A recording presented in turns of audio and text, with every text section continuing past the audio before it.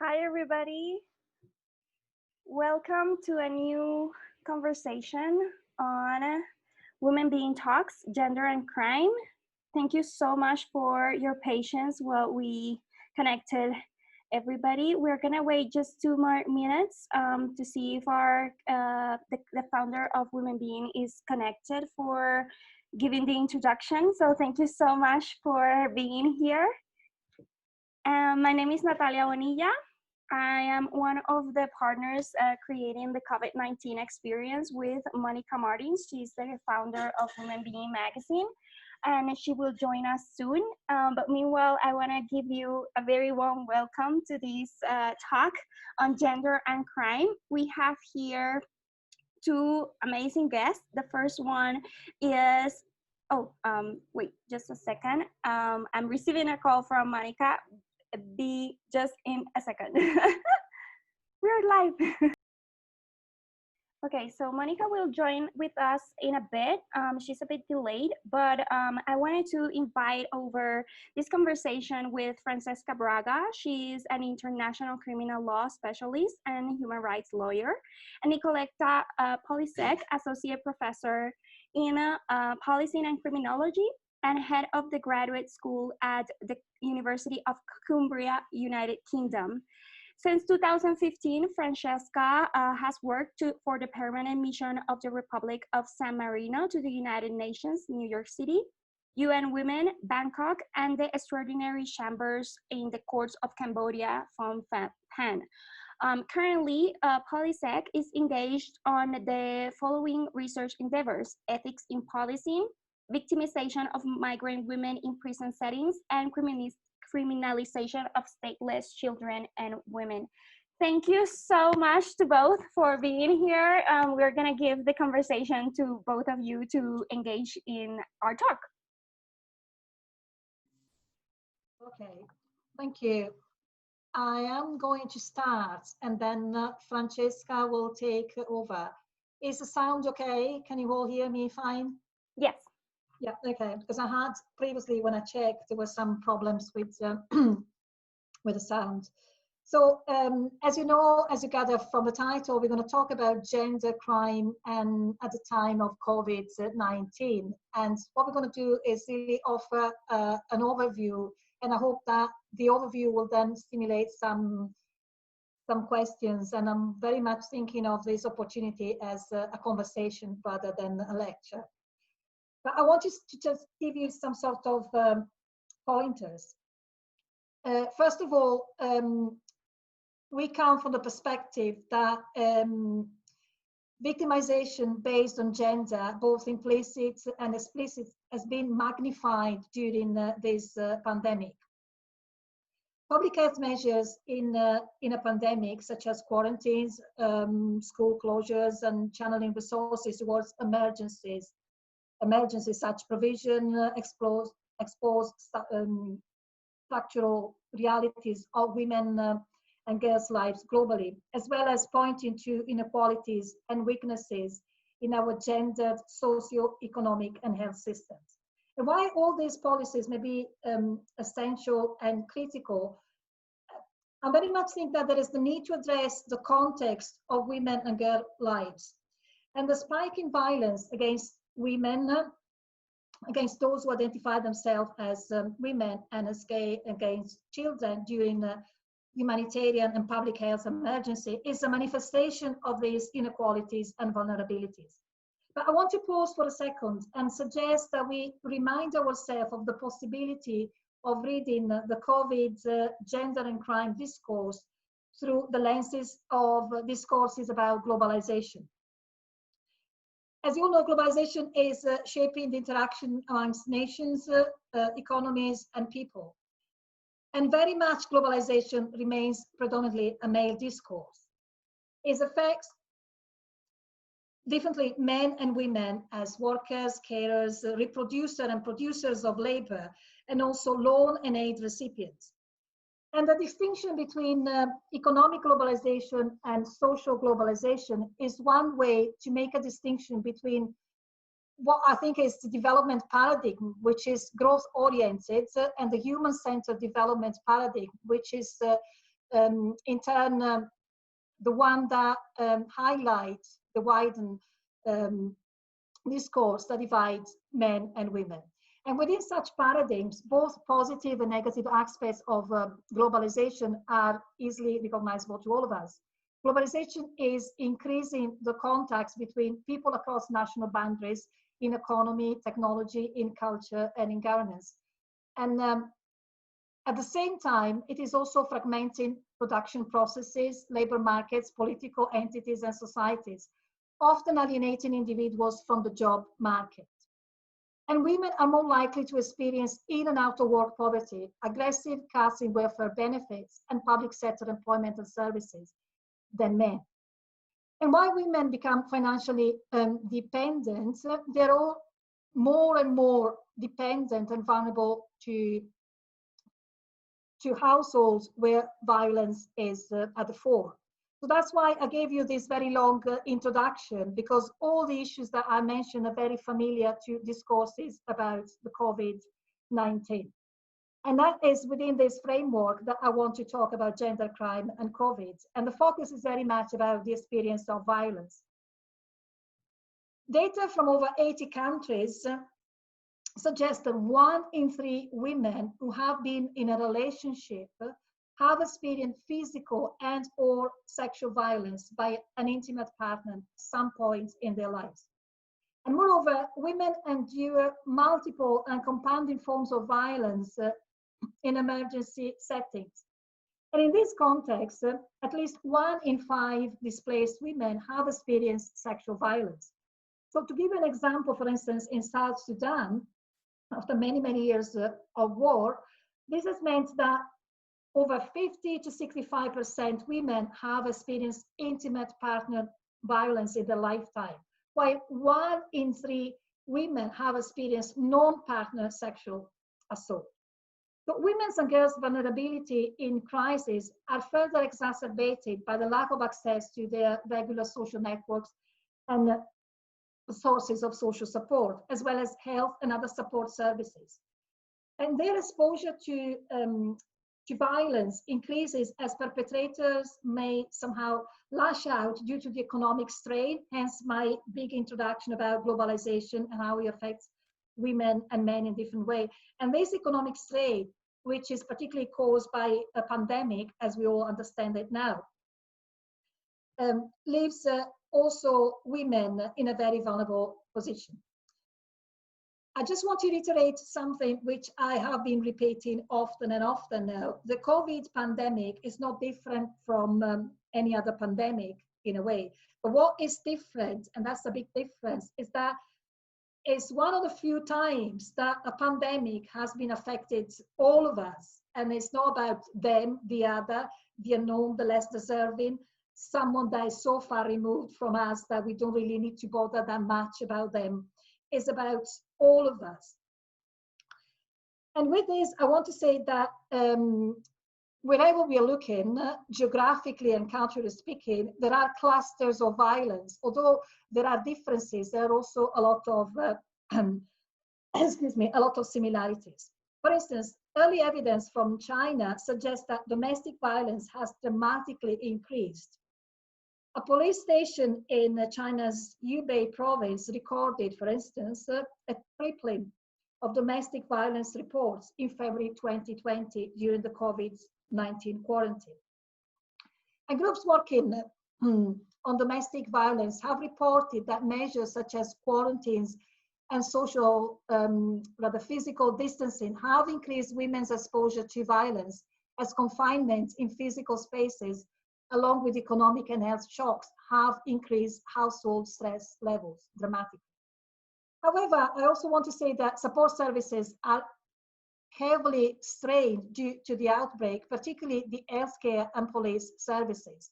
And some of my current research at the moment, which I'm not going to share with you, but I just wanted to give you a little flavor, is about how police officers and the police has been under considerable strain, particularly dealing with the pandemic in the UK, specifically in relation to interpersonal violence. And data are already showing that the police, as law enforcement agents, they're not particularly able to deal with all the instances of interpersonal violence currently occurring. Also, there is another issue here that some reports suggest that police have been reluctant, both in the UK and elsewhere, to intervene and detain perpetrators due to COVID-19 outbreaks in prison. So there is some sort of dichotomy here, and there's a kind of circle discourse as well that is worth taking into consideration. Again, offering you a further overview, I want to say that, for instance, there are situations and instances in which, in some locations, authorities have reportedly converted women's shelters into homeless shelters. And again, it's something that we should really take into consideration.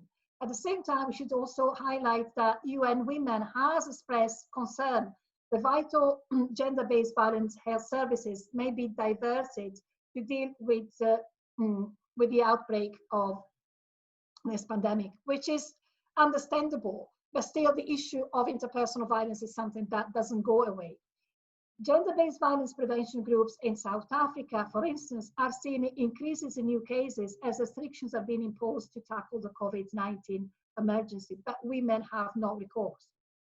Shelters are making hard decisions and refusing new clients. New women sometimes are refused access to shelters because they have to prove that they're not positive to the COVID virus. And that's quite an interesting issue in itself. I can offer more examples. For instance, in Oregon, in the US, domestic violence hotlines are seeing increasing use of their services as COVID-19 is spreading in the state. Scholars are worried that they will not be able to obtain or extend restraining orders against their perpetrators with reduced court access and, again, police services. And underpinning these inequities are the ways we view and value women and men's roles and labor in society. And I go back to what I said earlier about globalization. Gender norms and roles relegate women at the realm of care work, which includes very often household labor, care of children, care of sick people, which is understandable, especially in the predicament that we are experiencing now. But at the same time, because this is very much invisible and underpaid or low paid work, this puts women in a very vulnerable position. And more often during this pandemic, we see that women find difficult to leave a household where there are outbursts of violence. It's interesting to know and highlight again that the duties of care are highly feminized across multiple different levels. And again, there is a sort of formal and informal care, public or private sector mingling together. But the key point here is that this kind of economy that we're all witnessing in the light of the pandemic we are all experiencing is becoming some sort of shock absorber in this period of crisis, highlighting again all the difficulties that women are experiencing already. At the same time, both globally and locally, by locally I mean UK or nationally in many other EU countries, for instance, we see, excuse me, we see an outbreak of clusters of violence which are unknown or were unknown rather before, but there is also something new emerging, and some of the more update research is showing this very clearly, that as well as physical violence, and I'm not diminishing the relevance of this for a second, there is also more and more occurrences of emotional and verbal abuse. Justification being in most instances that being locked in the same house with other members of the same family triggers outbursts of rage. That's a justification, but it's not more than a very feeble justification. Although the COVID-19 pandemic is still in its early stages in many countries, and it's not too late to include the voice of women in tackling this pandemic, because I think it's important that we take into consideration that women are critical in the discourse about tackling the pandemic, and especially when it comes to tackling interpersonal violence.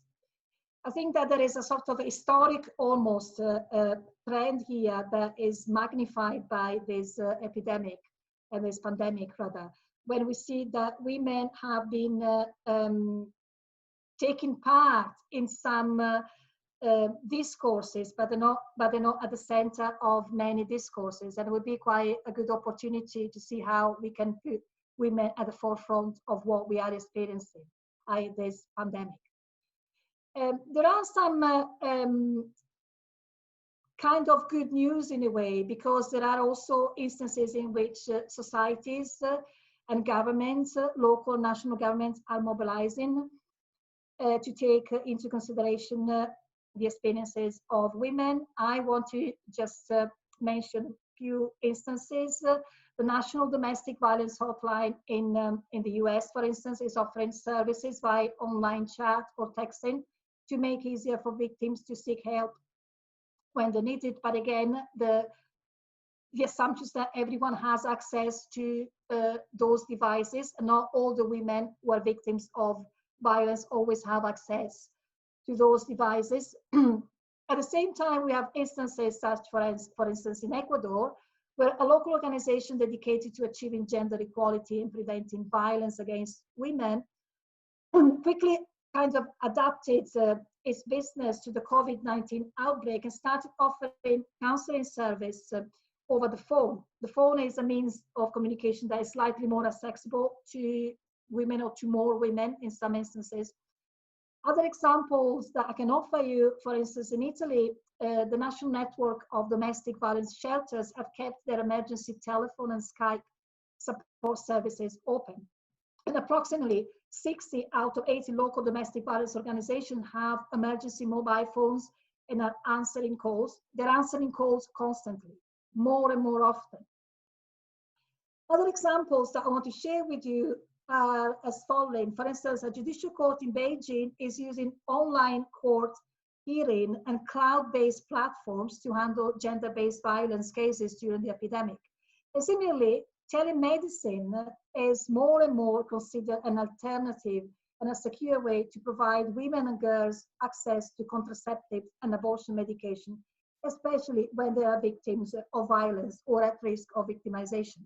And equally, provision should be, and are in some countries already in place, but should be more widely in place in order to afford women the opportunity to access PrEP, which is the pre-exposure prophylaxis, a drug taken by HIV-negative people before and after sex, which greatly reduce the risk of contracting HIV.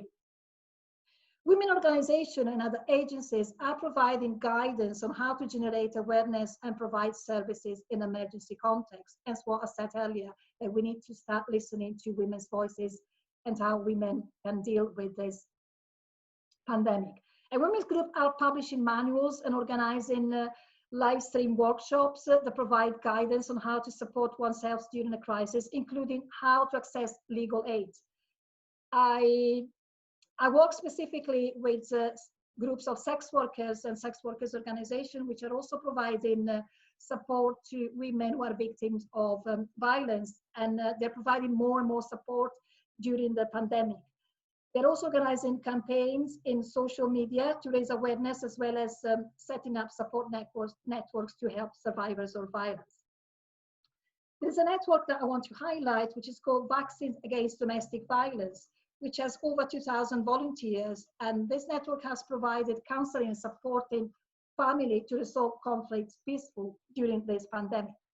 Similarly, international agencies that have experience working in humanitarian contexts, such as the International Rescue Committee, have guidelines on how to respond rapidly and set up mobile and or remote gender-based violence services.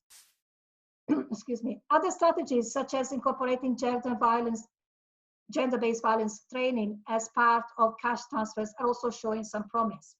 So in order to kind of lead this to a sort of conclusion, I want to start asking this question: as government ramp response to COVID-19, what's actually being done to combat violence. So I'm going to leave you with almost some sort of key points. There is some sort of expansion of helplines and information sharing. Information is being widely shared through, as I said, guides, resources, and advocacy, targeting friends and family members. There are plenty of helplines and online support platforms which are being expanded or established. Italy, for instance, which is one of the countries hardest hit by the pandemic, is putting forward an emergency within an emergency protocol by advertising the 1522 helpline for violence and stalking and enlarging already discourse. So Italy, for instance, is not looking only at physical violence, but also at the aftermath of the pandemic. And numerous other countries are committing to helping the helplines and keeping helplines and information channels open during, but also most importantly, after the peak of the COVID-19. So we shouldn't really forget that women are experiencing violence also after the peak of COVID-19. The second point is funding shelters and the safe accommodation options for survivors. Many more countries now have acknowledged that additional safe housing is paramount, specifically during the time of quarantine. Safe accommodation allows survivors and also accompanying minors to temporarily escape abusers. As part of its COVID-19 relief package, for instance, Canada has allocated $50 million to women's shelters and sexual assault centers. In France, we have something like 1.1 million funding increase for anti-abuse organizations.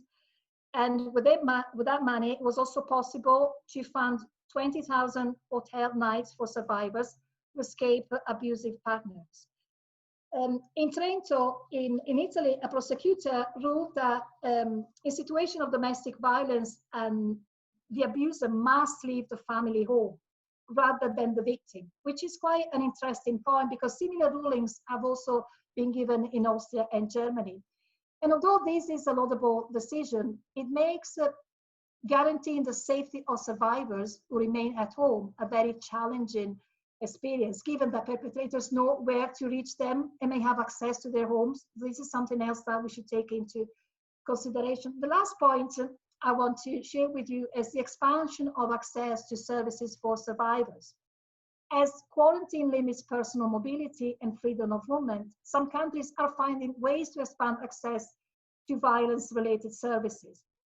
France has initiated pop-up centers in grocery stores, for instance, where women are likely to be already visiting.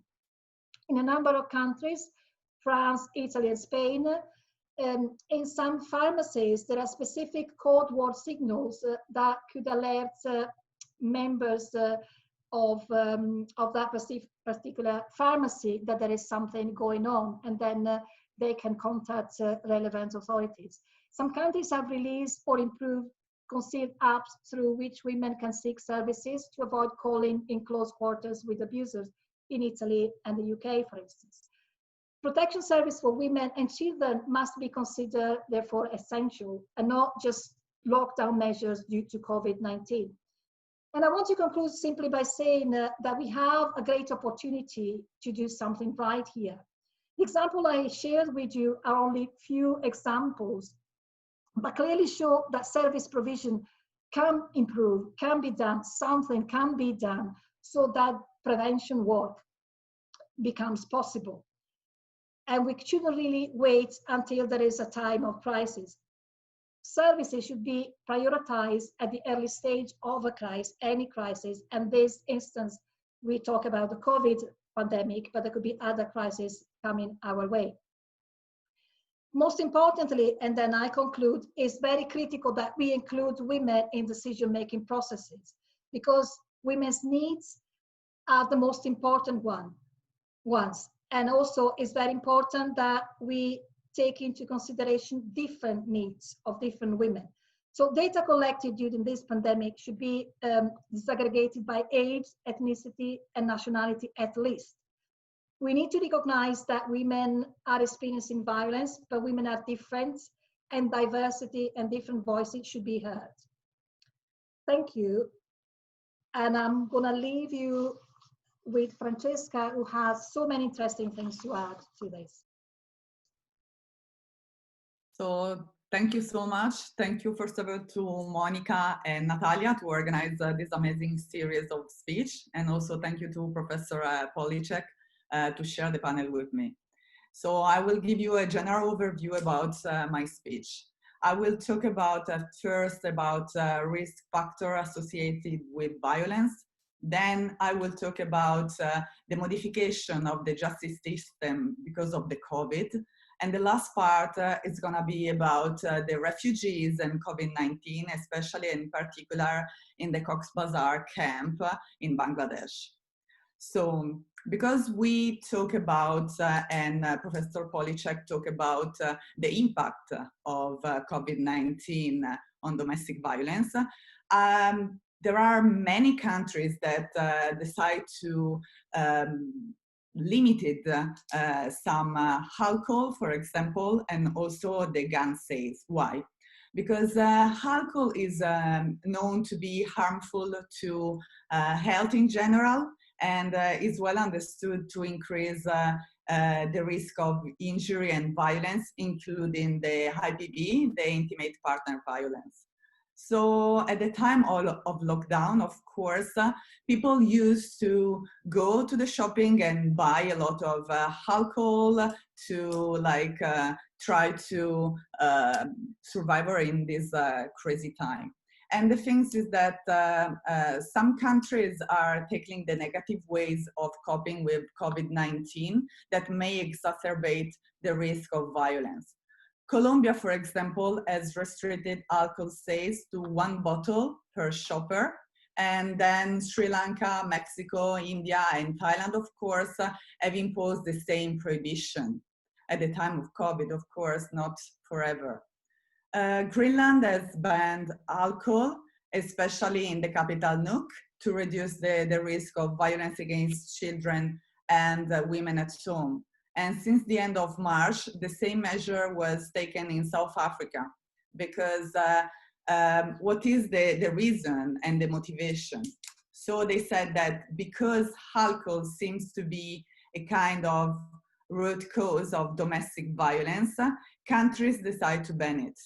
But then after this, people would expect that rates of domestic violence to be and start to be lowest than in the past. But this is not the case, because the rate is exactly the same. So this measure is definitely not good, and there is not result. So reports in all of these countries and also in the US suggest that gender-based violence complaints remained high. So even if there is alcohol ban, the rate is exactly the same. So data collection, also Professor Policek before talked about it. It's very important because, of course, there is a number of domestic violence that are increasing in European countries all over the world, but use the alcohol ban is not a solution. So again, especially in the US and also in other countries, they think about the same ban for guns. But again, the report share the data that is not a solution. So my question for the audience and for everyone is this an effective and an efficient solution to reduce violence against women and girls? So it's not that, for example, when we are thinking about the US, they use death penalty to reduce the rate of criminality and so fight criminality. But of course, the data shows that is not a solution. And then my second point is about the modification of the justice system. So lockdown and social distancing have increased the time spent on phones and using computer to communicate in place of in-person interaction, and also poses additional avenues for perpetration of new forms of online violence, including, for example, sexual harassment, exploitation, hate speech, and other abuse. So basically, people use social media like Facebook, Twitter, LinkedIn, and we saw the same also in the previous day during the the Floyd fight, so the case that happened in the US, that they use social media because they stay at home over and over, and they use these instruments that usually are good to create kind of new crimes. So there are European studies that share that 1 in 10 women, and I'm talking about European Union, right now reported having experience of cyber harassment since the age of 15. So this cyber harassment, including having received unwanted or offensive and sexually explicit emails or messages, and also other inappropriate advances on social networking sites. Then there is another kind of abuse, that is the economic abuse. So this one is prevalent correlative to the other form of gender-based violence and violence against women. Why? Because in the context of unemployment, and because women, they have to stay at home because of the lockdown and the COVID, so they lost sometimes their jobs. And because they have to take care of children, there is nobody, or sometimes they don't have enough money to pay babysitters or somebody that take care of the babies. And of course, women that are victims of domestic violence, if they don't have enough money, they don't want to go to a shelter or call the hotline and declare that they are victim of abuse. So economic abuse and economic crisis for these women is increasing, especially during the lockdown. And then, of course, as we said before, there is the most important crime, that is the IPV, the intimate partner violence. So the World Health Organization published a kind of question and answer that is you can easily find online for victims of domestic violence during the COVID-19. Of course, in theory, it is a good document because everybody can have access to this document. But there are, of course, good guidelines, but practically speaking, it's very hard to accomplish and to denounce that women and girls are victims of domestic violence. So there are extraordinary national measures that aim at mitigating the spread of COVID-19 pandemic. Should not be a justification for derogation for other protection of human rights. So it's not because people have to stay in their apartment and at home that we have to forget the other importance of other human rights, like, of course, protect women from abuses. And speaking in terms of justice system, the courts, courthouse have been unable sometimes to respond effectively to social distancing measure. Why? Because there is lack of technology infrastructure. And of course, if we are thinking about European country, it's easy to have e-justice and process online. But if we are talking about countries in Southeast Asia or even in Europe, little provinces or countryside, it's very hard to accomplish in kind of e-justice. But what is e-justice? So in the US and in Europe, some measures are taken.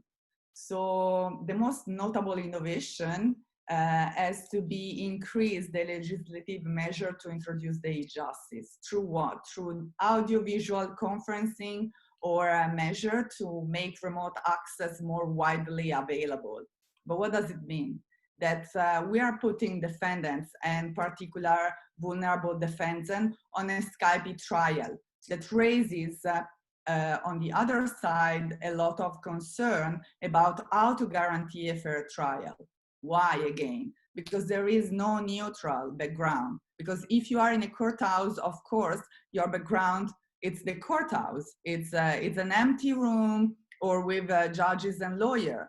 But if we are thinking about Skype trial, for example, in Italy, they did that during the lockdown time. It's not the same because defendants or victims are in their apartment. So sometimes they don't feel very comfortable. And again, we don't know in which country it's possible to apply this kind of measure. And then there is another challenge, and also, of course, the modification of the justice system, that is the judicial proceedings, because most of them in some countries are suspended or postponed, of course. And this one, it means that you have access to justice after a while. So basically, you ask for justice, you ask to be part of a trial, but you are not. You have to wait the end of the lockdown, the coronavirus, and we don't know exactly when all these pandemic situation will be. And again, as Professor Policek said, they establish hotline, crisis center, shelter, and access to a lawyer, including legal aid, victim protection services. And it's important because, again, not all the countries are able to have this kind of measure and adopt. And also, I would say that even if you are able to have this kind of measure, we don't know if you are able to have an efficient and an effective result. Then again, due to the lockdown policies in place, women and girls may have difficulty in having access to police station because they cannot go home, they cannot go out. So how it's possible if I'm a victim of an abuse and I cannot go out and I can go out only for buy my food, how it's possible that I have the courage or also the time to go to the police station? And then also it's very difficult because sometimes it's true that online are available, but if I'm living with the perpetrator of the crime, with the abuser, how can I be able to call the services and be in a private place and share my violent experience? And then what else? That ensure the perpetrator of violence are removed from the home and put where? To another place. But again, it's difficult because it's not easy to separate it, victim and perpetrators, especially again, if the victim is economically dependent from the perpetrators. So again, we have another kind of violence, psychological one, domestic one, and also the economic one. And also sometimes police and other law enforcement agencies have less time and human resources to respond to incidents of gender-based violence and violence against women. Why? Because they may lack of specific plans on how to respond of such incidents during the emergency, or also because they have other priorities. Because right now, and especially during March and April, the priorities was to control that people were at home. So that was the priority. I remember in Italy that there were a plane and everything to control that people were stay at home. So that was the priority, fight the coronavirus. And so this is basically another question that I have for myself and for anybody else, that is about it's correct try to change the justice system, and of course it's possible to find a good solution and an efficient measure.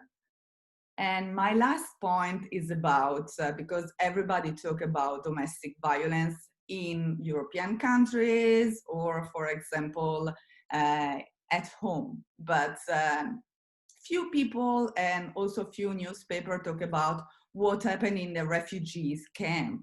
There is one refugee camp that is in Cox's Bazar in Bangladesh, and the impact of coronavirus was very bad. Why? Because of course, there were grave human rights violation and crime against the Rohingya minority in the past, but right now the victimization is double. So right now there are two pandemics in Cox's Bazar. One is sexual violence against Rohingya minority, and the second one is coronavirus. And also there are other human rights violations per se. The first one is the right of access to public health system, okay? Because if you are in a refugee camp, how it's possible to have access to the public health system? And the other one is the right to internet access in a pandemic. That I will tell you in a second why it's so important and so difficult in Cox's Bazar. But for somebody that is not familiar with the Rohingya, I will tell you that they are a Muslim ethnic minority, that they try to escape from persecution in Myanmar since August 2017. So against them, we're perpetrating a lot of gender-based violence and sexual violence in general. So what happened? That COVID-19 had exacerbated the human rights violation in Cox's Bazar, and there are several reasons. The first one is that if you are thinking about the Cox's Bazar camps, that is more than one, okay? There are almost 24. It's crowded condition that put over 1 million of Rohingya at especially high risk of infection. So the pandemic has made life there in the camp harder than before.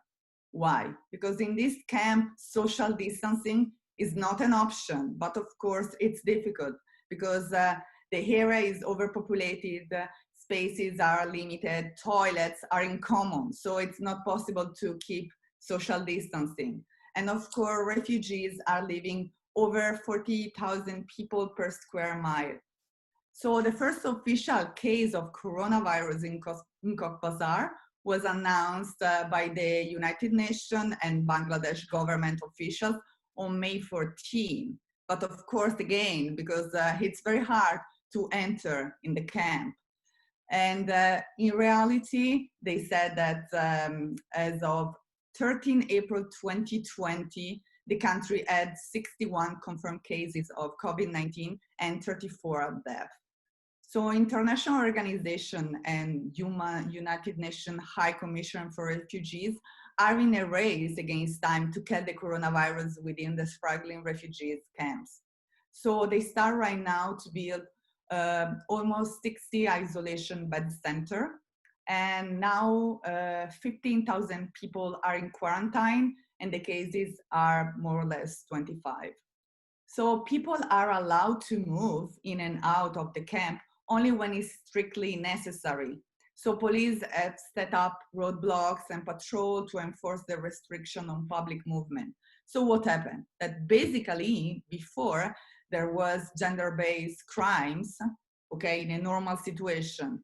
But right now, it's increased inside the camp. Why? Because this is the result of social tension and panic in the camps. So people, they don't have food, they don't have enough food, they have to deal with the coronavirus. And so the situation is really bad. So something that before was very bad, right now that is even worse. So the United Nations Independent Fact-Finding Mission established considered patterns of human rights violation and abuses, in addition to serious violation of international humanitarian law. So in Cox's Bazar, as I said, there are almost 1 million of refugees, half of whom are children. So they consider to be in general, not only now, to consider at the most risk globally in this pandemic. So the crisis disproportionately affect who? Women, girls, and also the most vulnerable and marginalized Rohingya refugees. For example, we have to think about also LGBT. So these people are stigmatized more than one time. They are stigmatized because of their ethnicity, Muslim, okay? So I would add also that they are stateless because nobody recognizes Rohingya as a citizen of some countries. Then they are stigmatized because of their gender, women or girl, or sometimes because they are LGBT. So basically they are victim of what? Or gang rape, sexual abuses in general, discrimination for sure, and other human rights violations. So there are UN reports and reports from other international organizations that show how the Rohingya women and girls were victims of all of these crimes, especially by soldiers and also by men that are inside the Cox's Bazar camp. But I would also add that they are victims not only of gender-based crimes, but also early forced marriages and sometimes exploitation and human trafficking. And before I also said, and I will conclude in a second, that there are two other violations. So there is a violation of right to internet access. Why? Because in Bangladesh, the government, I guess was September 2019, has imposed an internet ban in the Rohingya refugee camp.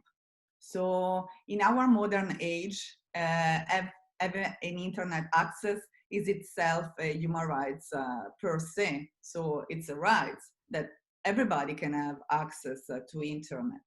And in here, the situation is really bad because if they don't have access to internet, they don't know exactly what's going on in the camp first. Secondly, they don't know exactly what coronavirus is. So for that reason, there are community leaders inside the camp that try to spread the idea and the problem of coronavirus. But of course, if they don't have access per se with their phone, it's harder to have new information and immediate information. And again, there is another violation that it's right to have access to public health. So limited access to medical treatment, it's a violation of human rights because local health expert in Bangladesh said that there are no ventilator machine in Cox's Bazar and no capacity for intensive medical care in the camps. Moreover, if we are thinking about Bangladesh at all and in general, there are limited healthcare capacity in the country. They estimate that they have only 2,000 ventilators in North Bangladesh. So in Bangladesh, there are more or less 160 million people. So my question again is good or is a good solution limited some rights? For example, right to have internet access or right to freedom of movement or right to privacy at the time of coronavirus and forget the other rights. So it's not that it's important to keep it balanced and try to find another solution. So thank you so much. Thank you both. I think many questions have arisen from these two presentations. I want to bring it over to our Q&A. So many people have sent some questions. In terms of the refugee camps, we have here a question by Robin Moffat Wall.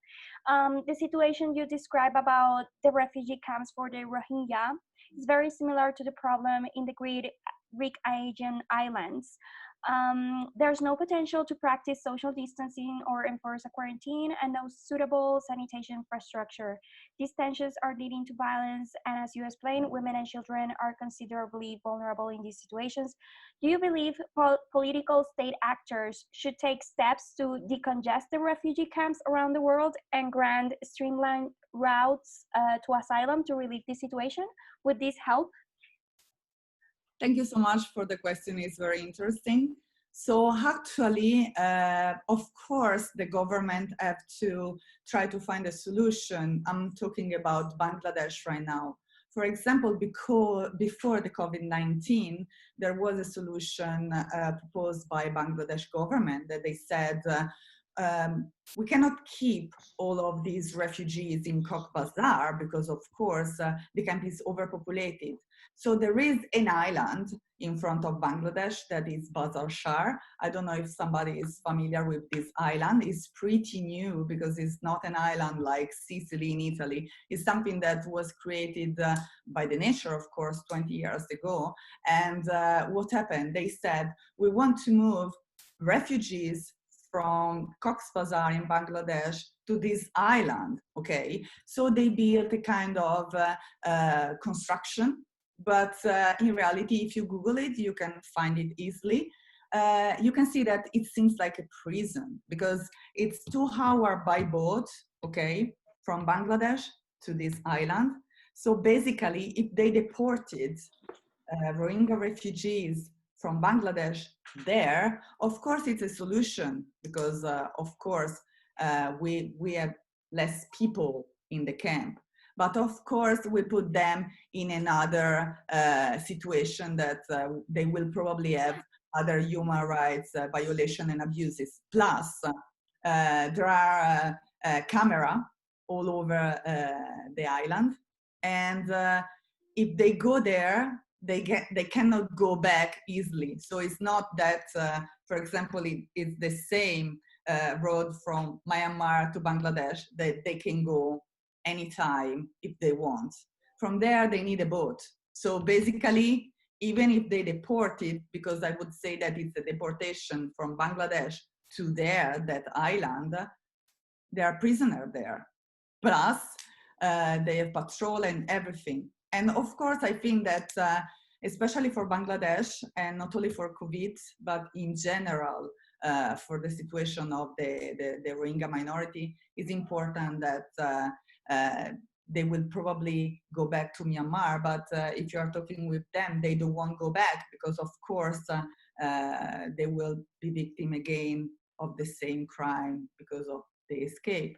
So basically there is no solution because nobody wants to spend something. Only the ICC, the International Criminal Court right now, establish an investigation, not on Myanmar, because Myanmar is not a state party of the ICC statute, but on the deportation that happened between Myanmar and Bangladesh, because Bangladesh is a state party of their own statute. Nicoletta, do you have something maybe to add? No, I don't have anything to add to this very comprehensive answer, though. Okay, perfect. We have here a question by Madiha Nadim. How did militarization, especially in highly disputed areas across the world, make the situation vulnerable for women during COVID-19? This is specifically in terms of militarization. And also, second question, do we need to reframe and reclaim our human security agendas in terms of dealing the outcomes of pandemic with respect to gender? Yes, of course. I think that we need to take this opportunity to pause for a second, for not for too long, and have a look at what is happening, because this pandemic, which is one of very many that humanity has experienced, has clearly highlighted that there is a divide between those who have and those who haven't, so that there is even a wider space between the affluent societies and less affluent societies. But within those two groups, there are those who are, even within the non-affluent societies, who are really at the very low of the low scale, and we need to do something. But what is happening, and that's why I wanted to give some sort of positive outlook, is that more and more communities are mobilizing, and especially women. So if we look at something that is happening, for instance, within the UK, women are responding at community levels to supporting the vulnerables, being the elderly, those who are maybe sheltering, and sometimes they're providing or filling gaps within a system which seems to apparently function. At the same time, we have witnessed in many other countries, I'm thinking again about India, Thailand, some countries in Africa, where again, women are mobilizing to support each other and offer opportunities, whether it's to counteract interpersonal violence or just to offer support. So there is here a kind of almost an opportunity that we're going to miss if we're not very, very fast. And in approaching, it's a possibility of looking at society in a different way. And yes, there are huge economic issues, and that's why I mentioned globalization, and we shouldn't really forget that the majority of women worldwide are employed, when they're employed, in low paid or even involuntary work, not because of their choice, but because they're not getting paid. They offer support and care free of charge, and we need to take this into account. When it comes to interpersonal violence, what I have been noticing, talking to women in many different countries, that they're trying to organize themselves so in a way that at least they acknowledge that there is a voice that could be heard. There are still levels that we need to reach nationally, meaning UK or Scotland, and also internationally, whereby we have to facilitate opportunities for women to have their voices heard. And as I said earlier, we also need to acknowledge that women have different voices and they're all equally important. Being women that live in a refugee camp, being women that live in the affluent part of Edinburgh. Nicoletta, we also have another question for you from Professor Jasbir Singh. How for COVID-19 violence against women has affected the recovery of the socio-economic revival? What help has been extended to them in terms of coming out to the distress? One thing that he points out is that as per an estimate at the global cost of violence against women during COVID-19, it is assumed approximately to 1.5 trillion. His question is basically how violence against women has affected the recovery of the social economic revival in the later stages of Corona. Would it affect societies in that sense? I think that there are two ways in which we can look at the recovery, because we are assuming that recovery is going back to a situation of everything being perfect, which wasn't before. So interpersonal violence and violence against women and against people is not something that didn't happen before, or before COVID-19. I mean, was clustered very clearly. It was so, as Francesca explained, it was so and is diffused and spread everywhere in so many different social and geographical contexts.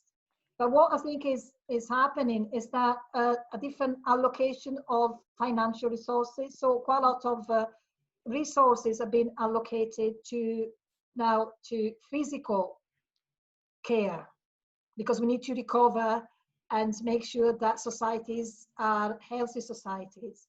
But because of that, I think, and I want to be positive, when I say that there is also the acknowledgement that there is also something that is well-being of societies, something much more important than just the wealth. Sorry, it's always my phone for a second, I got distracted. Sorry. No problem. And I think it's, again, I keep talking about opportunities. So in a nutshell, what we have here is that the simple fact that we are talking about this gives me hope that things can move in different directions, but they're moving. So we are not just bystanders and taking violence against women as something that happens, and then there is not much we can do about it. I don't know if I had given a satisfactory answer. I think so. We have here two more questions, time for two more questions. Amanda Goes is asking, the problem of social distancing is also an issue in South Africa's densely populated informal settlements. Very levels of poverty is high and people cannot afford masks. Violence against women has significantly increased.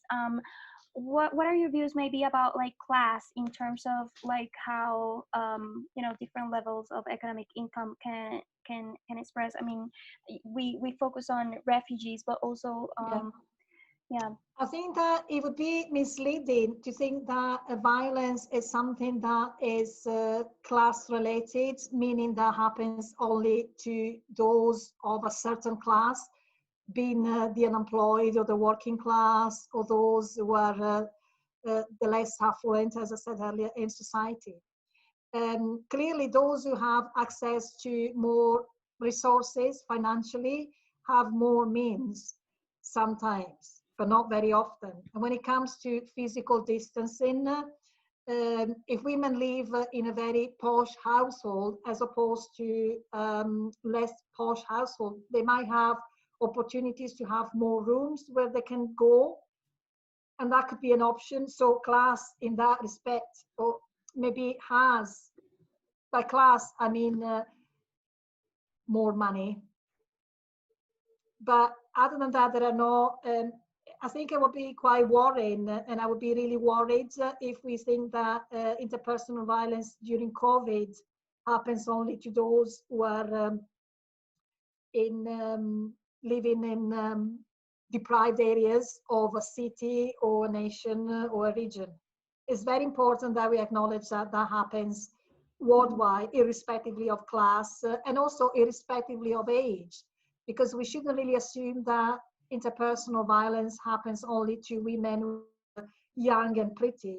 Elderly women are finding it even more difficult to escape a situation of violence, specifically now that maybe they're sheltered or they're too old to be, I spoke to some women in the UK for a piece of work, that research that I'm undertaking at the moment, and they're absolutely terrified of the notion that of being removed from home and going to a care home where they would be at risk of COVID. And some women, although it's not a significant sample, but some women have said, I would rather stay here and it won't harass me all the time, than risking my life going to a care home, because there are no refuge for women or shelters for women of a certain age in the UK. So that's that we need to take into consideration.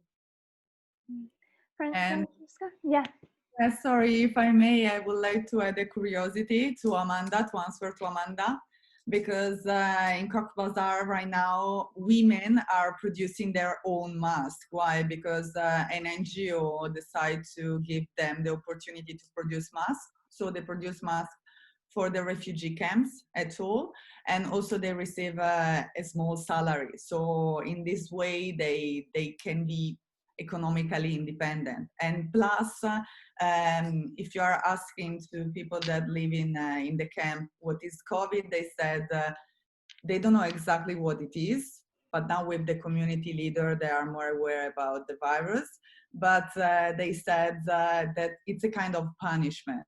So they said if something happened to us, it's because somebody wants that we are sick. So there is also this other side that, of course, it's not funny, but it's another side to see the pandemic. And I definitely agree with Professor Policek when she said that the violence against women, it's at every level, because it's exactly like this. Doesn't matter who you are, your level of education, your job, or if you are poor or rich, because it's a pandemic, and it's a global issue. And doesn't matter if it's a developing country or developed country, it's exactly the same. It is also like a last question in terms of justice worldwide, because one of the things that you have been talking is, access to internet, access to resources, access to justice, access to healthcare. The main question that I think I have is also, what are the tools moving forward, since a lot of conversation has been placed on the economic recovery or the economic impact on this. If women lacked access before, moving forward, how, maybe with Dr. Polishek, conversation on, how women are coming together through grassroots movements are creating change to tackle what's coming below. But what can international institutions do, or what should we do to engage them further to help us, because, yeah, I don't know. If I may, I think that what is happening is that we are, as I keep saying and highlighting, I think that we are finding ways of getting together as human beings. And by the simple fact that we're getting together, we then start challenging what is perceived as the status quo. So we're also able to talk and deconstruct the notion of the law and make sure that discourses about the law are much more accessible to everyone. And by doing this, then we are also able to, and I see this living in Edinburgh, I have noticed, although I don't go out every day, but talking to a lot of different grassroots groups, that there are now ways in which women in particular are getting together to challenge the situation, being issues around employment, being childcare, being healthcare, and consequently there is a sense of possibilities of getting together and being heard. There is still a lot of work that needs to be done, but I think it's quite overwhelmingly positive for me to see that there is an acknowledgement that as women, we can do something if we are together. In the terms of like the refugee camps, Francesca, what do you think? One of the problems right now, the international media, mass media, is focusing too much on Western countries and what's happening there, but not too much in the refugee crisis and the strong impact that this is going to have also in developing countries. Do you think that there needs to be a new way? Can we approach this big double victimization that we were referring to? And if maybe organizations that we can follow that are addressing this type of or covering this type of crisis in these camps that we can learn more of, because international media right now is not focusing too much there. Yeah, thank you for your question. And the same problem, I think, that is at the border between Mexico and the US, because also there is another issue. And of course, media, sometimes they cover that argument more than the Rohingya refugee camp. But the problem is still the same. Also in Italy, in the Mediterranean Sea, we have another crisis with migrants that arrive from Africa and also other countries. So the problem is that they need to find a solution and think about a globalization world, because right now people move from one country to another to find a better future. So some people, especially in Italy, think that it's better to help them in their countries. But of course, if they don't have the opportunity to have the life that they dream for themselves or for their children, of course, they move from one country to another. And of course, sometimes there is a lack of international criminal law. I mean, there is, for example, the ICC, the International Criminal Court, per se, that is a great tribunal, but sometimes because of the investigation and the prosecution, it's a long process.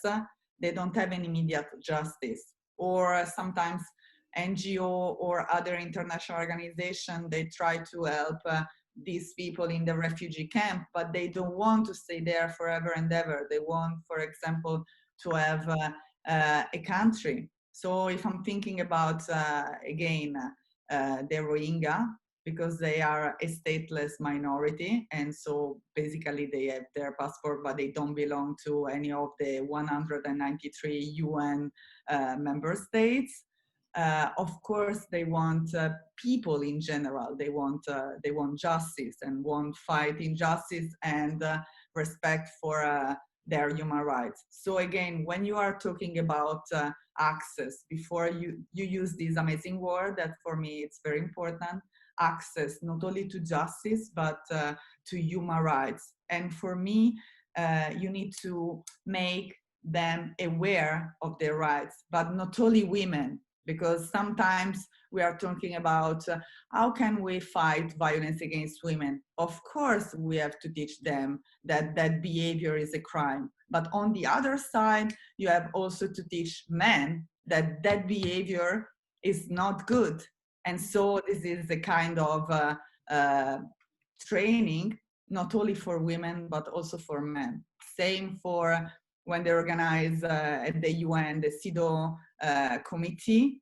Of course, if most of the people, participants and speaker and the audience, if most of them are women, you cannot change anything because it's a conversation. Even if I'm looking at the name right now on the screen, most of the participants in here are women.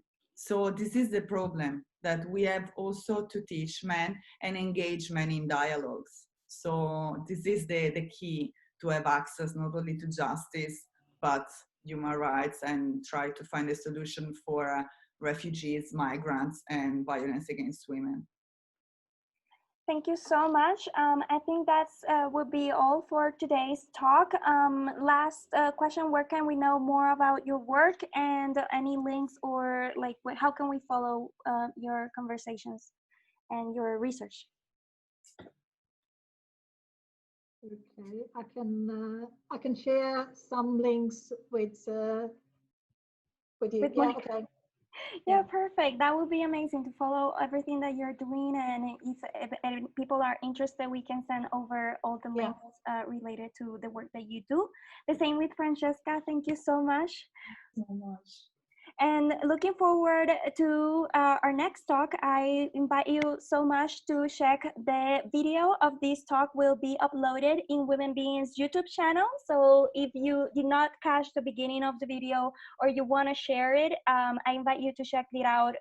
Probably in the next 24 hours will be uploaded. And also we continue our conversations next week of WomenBeing magazine. Thank you so much for your time and for your participation. Have a great day. Thank you for your amazing job. Thank you. Thank you very much.